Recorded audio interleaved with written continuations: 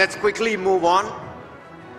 As we gather here today, we're acutely aware of the geopolitical challenges that confront the world. And this is the right segue and the right moment to be talking about that, because we have a very important dignitary in our midst. Now, with active battles across the world, both military and economic, a new world order is emerging where India stands tall. This was unimaginable about a decade ago. But today, firm diplomacy and redefined power centers in strategic intergovernmental groupings, and they show that India is truly coming of age as a global power to reckon with. Leading this fine balance of diplomacy and strategic firm-footedness is India's External Affairs Minister, ladies and gentlemen. Take a look.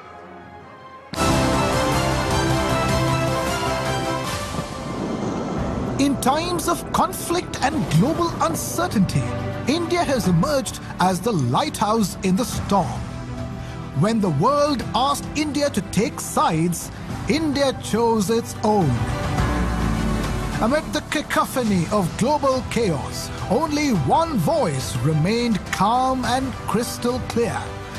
An emissary and an astute diplomat, circumventing the most complex geopolitical crises and calling out the duplicity in diplomacy. His message is unambiguous. India's foreign policy puts India first. As India rises to the head table of world affairs, India's global leadership also spells the rise of Global South. With Union External Affairs Minister Dr. S. Jaishankar. All right, let's put our hands together for External Affairs Minister Dr. S. Jaishankar. His unparalleled diplomatic acumen and strategic vision has been instrumental in shaping India's foreign policy in an era of unprecedented change and complexity. Please, let's give him a huge round of applause. And let me also now call upon stage TV9 Network's MD CEO Barun Das to kindly felicitate our guest and Union Minister.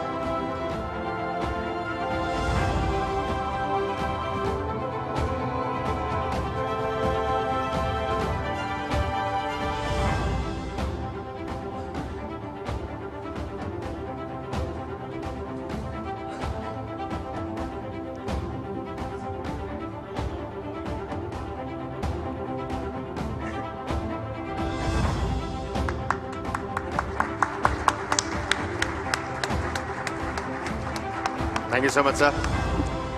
And it's now time to start this session. May I please call on stage TV9 Network's Nishant and Aditya Raj Kaul.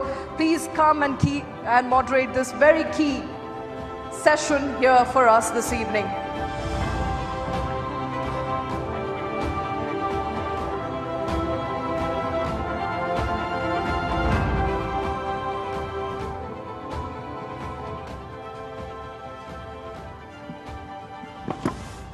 So, ladies and gentlemen, the power-packed session has really begun now. And we have amongst us somebody that you've been waiting to hear for the last 2 days, External Affairs Minister Dr. S. Jaishankar. Certainly needs no introduction. Over the last many, many decades, he's been a diplomat representing India all across the globe. He's been an envoy, an ambassador to several countries. And of course, in the last few years, representing India, the changing dynamic foreign policy of India, the paradigm shift that has been brought in, the foreign policy has been led, in fact, by Dr. S. Jaishankar. A round of applause to welcome the dignitary for his efforts, for his courage of conviction, and the way he has led the entire effort. Thank you very much, sir. The session theme today is Rise of the Global South. And you've been very vociferously speaking about it, particularly in the last 2 years. We've seen Global South being used repeatedly over the last many decades, 1955 onwards perhaps. But what has changed really? And you know, in my hands is this book that you've just released, Why Bharat Matters. And perhaps you should get this copy very soon.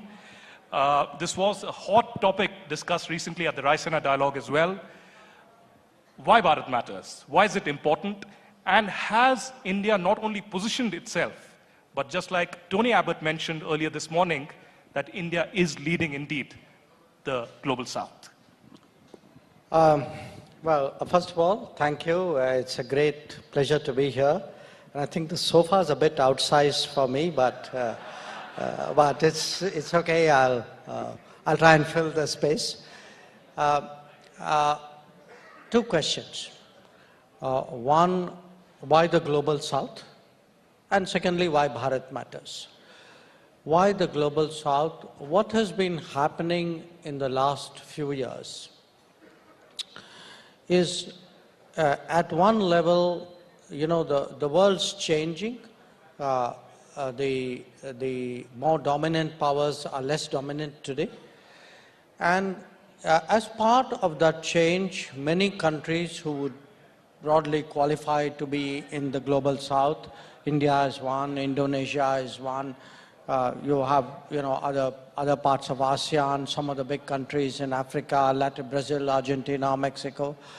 So these countries today count for more, they assert themselves more, and they want a share in the conversation. So it's like a company, you know, there are more shareholders, but the management needs to recognize that there are more shareholders. So that's one. The second is actually the traumas of the last few years. You know, you had this devastating thing called COVID. You know, many of us have come through it. But as someone who travels very extensively, I've been to places which haven't come through it, you know, where the damage, you know, to governance, the damage to the societal fabric, they've taken such a body blow that they're still kind of reeling from that. On top of that, the ups and downs of the global economy, they saw, okay, global inflation has gone up, debt has gone up, trade has been disrupted. Then you had the Ukraine conflict, okay? And the Ukraine conflict had very strong second-order effects, energy prices, food prices, fertilizer prices. Now you're seeing the Middle East, you know, and again, the trade disruptions, the possibility.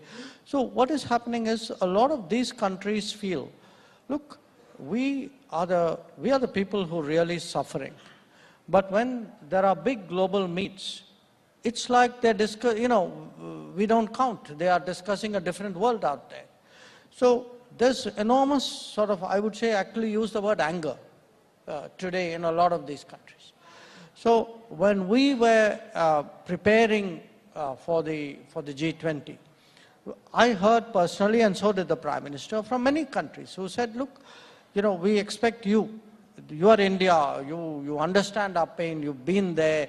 I mean, because, you know, as former colonies, there's a certain bonding which comes from that. So we expect you to speak up for us. Now, we could have, you know, just stood there and said, okay, you know, we heard from people, but Prime Minister felt, let's actually gather everybody together and hear them out, and then kind of distill the essence of that, and then put it before the G20 and urge the G20 saying, look, we speak here, when we did our Global South Summit, we had 125 countries there. So when we spoke to the to the G20, we were not only speaking on behalf of India, the most populous country in the world, fifth largest economy, but we also had 125 countries who said, you know, speak for us. Well, one statement, speaking of the Prime Minister, Narendra Modi, and, you know, the kind of leadership that he has shown over the last 10 years, and we are, of course, going into the elections now, is not an era of war. He said that at the SCO, he said that at the G20, and that was reflected in the consensus statement in New Delhi as well. I wouldn't ask you how difficult, you know, these 2 years have been, you know, amidst these wars between Russia and Ukraine, and now for the last 5 months between Israel and Hamas, and the position that India has taken, the independent position of self-interest, and the kind of statements that we have heard from Europe, and the kind of mirror that you have shown to the world. How important is this self-interest not compromising, just like you said at the Munich Security Conference, that India is being smart about having multiple options? Well, look, of course, a lot of it is about self-interest, and I see nothing wrong with self-interest. All of you have self-interest you pursue every day. But at times, it's also bigger than self-interest. Say what I was speaking about Global South was bigger. We are not a country which is deeply indebted, but we do believe countries who are something should be done for them. In the case of these issues, look, eventually the stand we took looked very natural, But you do go through that process of, okay, something has happened, what do we say, who do we talk to, what are the pressures, the counter pressures, the arguments, and then somewhere something gels, in all of this. I think in the case of Ukraine, a lot of it, we were, at that time in the Security Council, okay? So the first, I was still actually on the flight back from France. I'd been meeting Macron the previous evening. When on the plane, I saw the news that the Russians had moved in. And that Security Council meeting was actually literally happening when I was on the plane. So I could only send text messages and at least you could do that from a plane nowadays. That's a help. But from what initially became like a political, I would say, a formulation, what is the messaging you are doing, once you moved fairly quickly into the sanctioning stage, Europe deciding that it was going to take some counteraction, then it actually became a different set of issues arose. And those issues had implications for our national growth, for our development, for the average citizen of India, And at that stage, that's when you actually look at your interest, you look at what others are saying, you look at, frankly, how consistent it was. And part of our problem was that, the expectations of us here were countries who are now redirecting. They were reducing the Russia supplies. They were coming into the Middle East. They were essentially coming into markets which would have then got impacted because that's where we were buying from, who were graduating out of it, who were managing it for themselves, but were not giving you that same space. Their expectations of you was more than the demands of themselves. And that we felt was deeply unfair and challenged in a way. Jaishankar जी, आपकी किताब Why Bharat Matters, उसको मैं कई जगह coat करूंगा अभी आपसे बातचीत में, लेकिन एक जगह आपने लिखा है, The world undoubtedly offers vastly more opportunities, but that is also embedded with new responsibilities. आप एक विजनरी भी हैं, मैं आपसे ये जानना चाहूंगा कि वो जिम्मेदारियां कौन सी हैं भारत के लिए, जिसके लिए हमें तैयार रहना चाहिए? देखिए, ऐसा है कि अगर आज हम कहते हैं, अब मैं 10 साल की बात कर रहा हूं, इस दशक में क्या परिवर्तन आया है। 10 साल पहले जब पहली बार नरेंद्र मोदी प्रधानमंत्री बने थे, उस समय अगर आप हमारी इकोनॉमिक रैंकिंग देखें, हम 11 नंबर थे जैसे मुझे याद है। अब आप 11 नंबर इकोनॉमी से 5 नंबर इकोनॉमी बने। उसके अलावा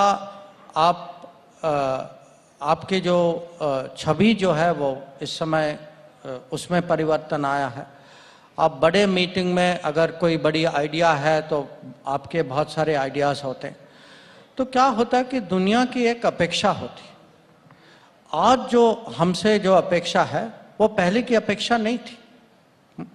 तो आपका प्रश्न है कि ठीक है, अपेक्षा तो है, तो आप माने कॉन्क्रीट तरीके से आप इसको कैसे दर्शाएंगे। मैं कहूँगा, मैं आपको 2-3 उदाहरण देता हूँ। पिछले 10 साल में बहुत सारी संकटें आए हैं। यमन में सिविल वॉर हुआ, नेपाल में भूकंप हुआ, श्रीलंका में लैंडस्लाइड्स हुए। अब अगर आप देखेंगे, एक ज़माना था कि कुछ भी दुर्घटना होती थी तो ज़्यादातर पश्चिमी देश जो हैं वो फर्स्ट रेस्पॉन्डर के रूप में वहाँ पहुँचते थे। अब दुनिया बदल गई है, वो लोग खुद कम कर रहे हैं। वो सोचते हैं कि भाई, आप जानते हैं कि वहाँ भी वो बदलावट आया है, सब लोग जो हैं एक किस्म से अपने बारे में ज़्यादा सोचने लगे। तो अब ये जिम्मेदारी आप ही बताइए मुझे, अगर हमारे इलाके में ऐसी कोई घटना होती है तो किसको आगे आना चाहिए? अब ये हमसे ये अपेक्षा। और तो ये एक मैं आपको उदाहरण दे रहा हूँ। दूसरा उदाहरण मैं आपको श्रीलंका का देता हूँ। पड़ोस का देश है, बहुत सारी चीज़ें हुई, कैसे हुआ क्या हुआ वो अलग बात है, पर जिस तरीके से श्रीलंका की आर्थिक सिचुएशन जो है, स्थिति जो है, माने आप रोज देख रहे थे कि वहाँ कुछ राइटिंग हो रही थी, खाना के लिए कुछ नहीं था, पेट्रोल नहीं था, तो वहाँ किसी को कुछ तो करना था। अब वो उनकी नेगोशिएशन IMF से चल रही थी, जो पश्चिमी देश, उन्होंने ज़्यादा कुछ किया नहीं। उनके और भी जो बड़े जिनसे उन्होंने कर्ज लिया था, वो लोग भी अपने हाथ पे बैठे रहे। अब किसी को तो आगे आना था, और हम सबसे बड़े पड़ोसी देश थे।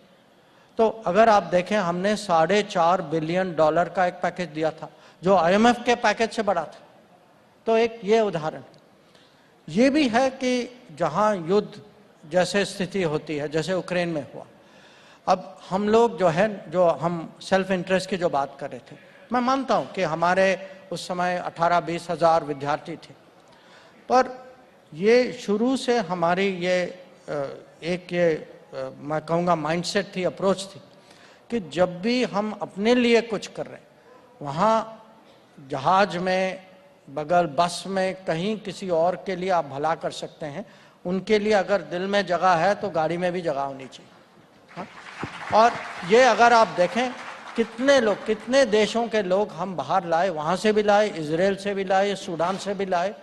तो अब जो है दुनिया, और सबसे ज़्यादा अगर एक कोई घटना हुई है, किसी का अनुभव है जहाँ हमारी छवि बदली है, ये वैक्सीन के कारण, कि वो देश जहाँ वैक्सीनेशन की प्रक्रिया जारी थी, हमने खुद अपना ख़त्म नहीं किया था, तब भी हमने करीब 100 देशों को वैक्सीन दिया था।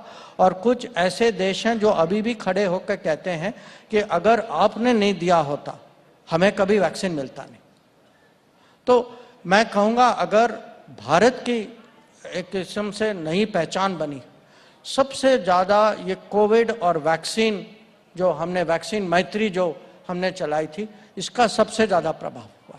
लेकिन अब आपकी किताब का ही मैं यहाँ पर एक कोट करूंगा। आपने कहा, India has now evolved into an effective first responder in regional crisis situations. India matters because it can make a real difference to global needs.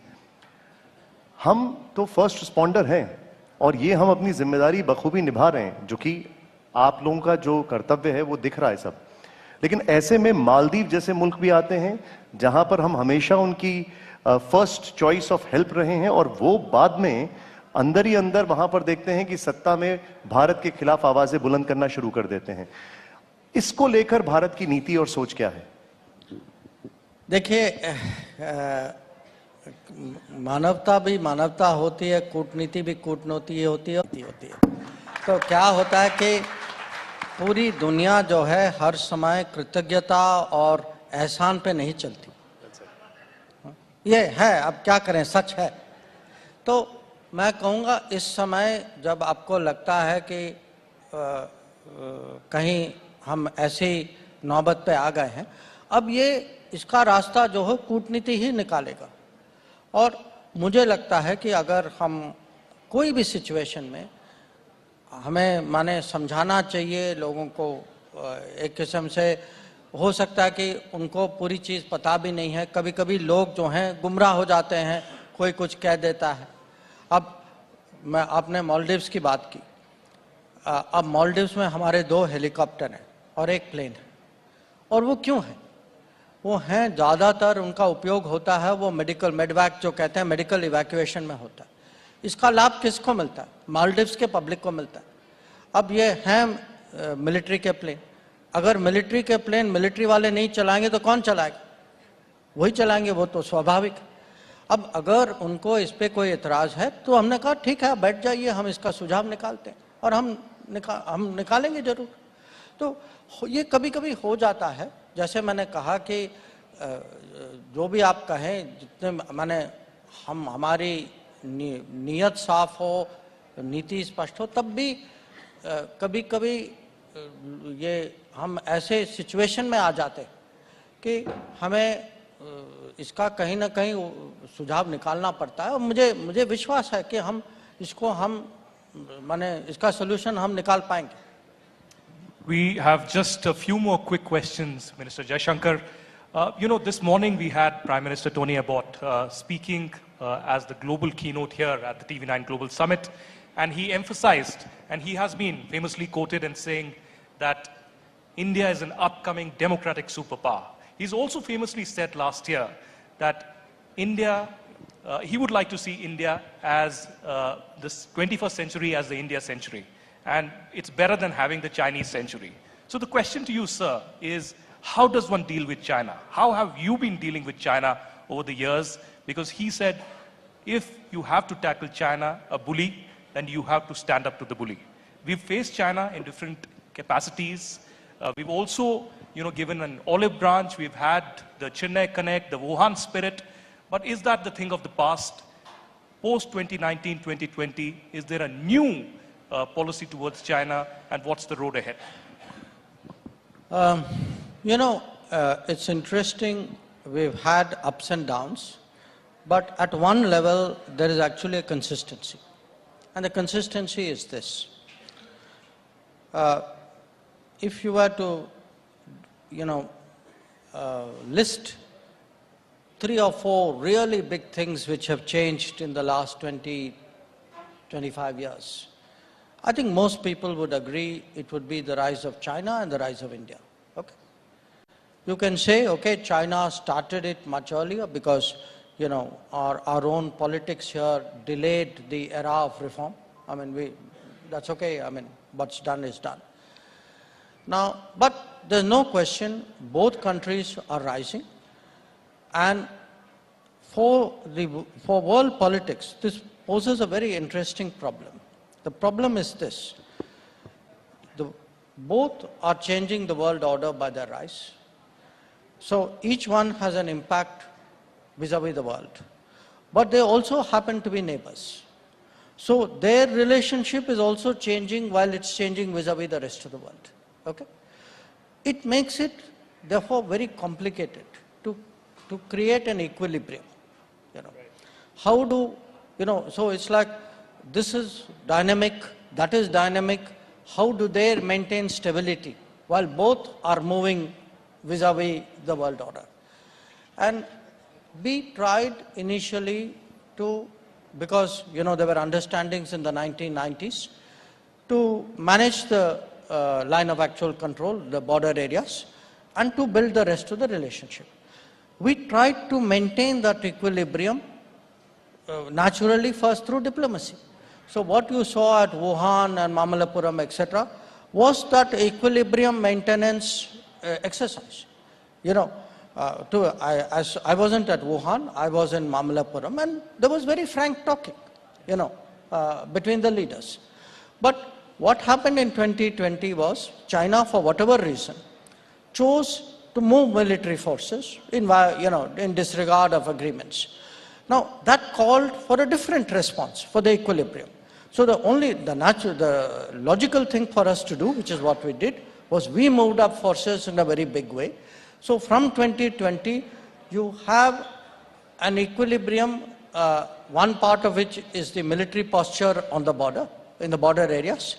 One part of it is today, obviously, a political relationship impacted by this border situation. One part of it is also the economic measures we have taken, because if there is a country today which is trying to put me under pressure, I should rightfully take economic precautions vis-a-vis this country. And in any case, we believe, this government believes that the interests of our working class, the interests of our small enterprises, the interests of our industries must be protected against unfair competition. So there are also measures which tie in against that. So our effort today is, we have to build the deep strengths. We have to create our digital capabilities, our telecom, our manufacturing, our pharma industry, our health self-sufficiency, our defense industry, our ability to deploy on the border, which you can only do if you build the infrastructure. So in the past, frankly, till 2014, our average expenditure on the China border was about 3,500 crores. Today, it is almost 15,000 crores. So there was a neglect of the border infrastructure. You can't defend your border if you don't build the infrastructure there. One of the problem areas, Dr. Jaishankar, in the past few years has been the Khalistani separatism and terrorism that has emanated probably from Canada, but also to an extent from UK, from US, and from Australia. You've been dealing with that. But in particular, post the G20, the India-Canada ties have suffered. Perhaps there is some backroom dialogue that is underway. We had stopped visas. Well, I see that smile there. I don't know how much you can say, but people want to know, and perhaps in the audience as well, there are quite a few who have suffered because they are not getting visas on time, and there are delays that are happening on the Canadian side. But when will this provocation really end, particularly from Canada? And do you think there is growing understanding, at least from the Canadian politicians, or is this just political compulsion for them to just let this Khalistani separatism be, because it is becoming snakes in their backyard movement, just like Pakistan for Canada? Well, look, first of all, let me say this regarding visas, okay? We had to suspend the issue of visas in Canada because our diplomats were not safe going to work.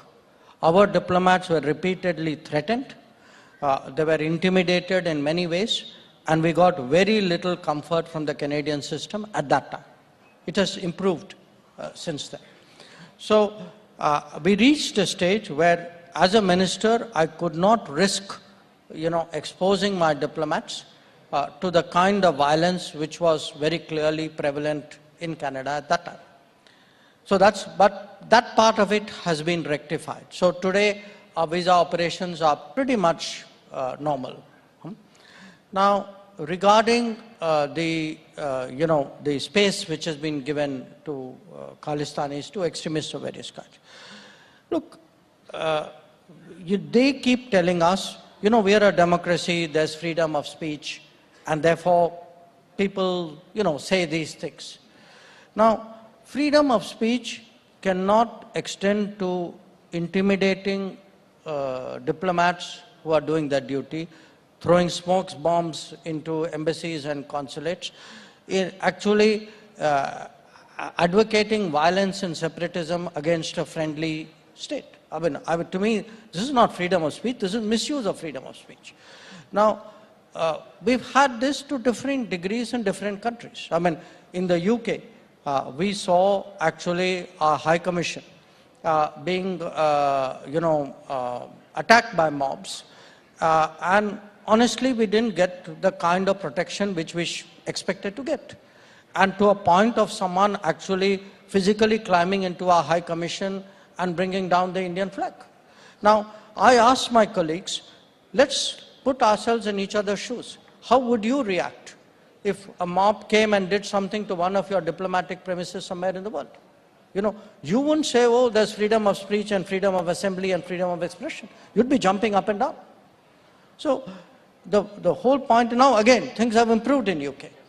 So the point is, we find today that in many countries, we've had a much firmer response in Australia and in the US. Okay. We had an arson attack in US, but that is under investigation. And we expect that the US, if a receiving state does not investigate and take action against someone who attacks an embassy or a consulate, there is a message in it. Now, I don't think it's good for any of these countries to send that kind of message for their own reputation. So we expect the culprits in the attack in our consulate in San Francisco to be brought to book. We expect action against people who stormed into a high commission in London. We expect people who threaten our diplomats, who put up posters. But they put up posters of our diplomats with urging people to be violent against them. Now, just imagine if roles were reversed.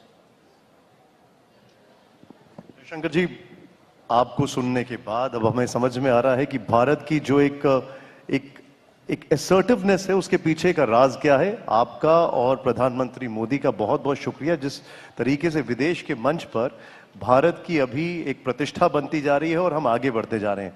और आप सभी लोगों से मैं पुनः बोलूंगा, वो किताब जरूर पढ़ें, why Bharat matters, because it actually makes a big difference in understanding आगे क्या हो रहा है और अभी क्या है। बहुत बहुत शुक्रिया हमारे साथ जुड़ने के लिए, आपका बहुत आभार। जोरदार तालियों से एक बार फिर। Many thanks to Honorable Jaishankar.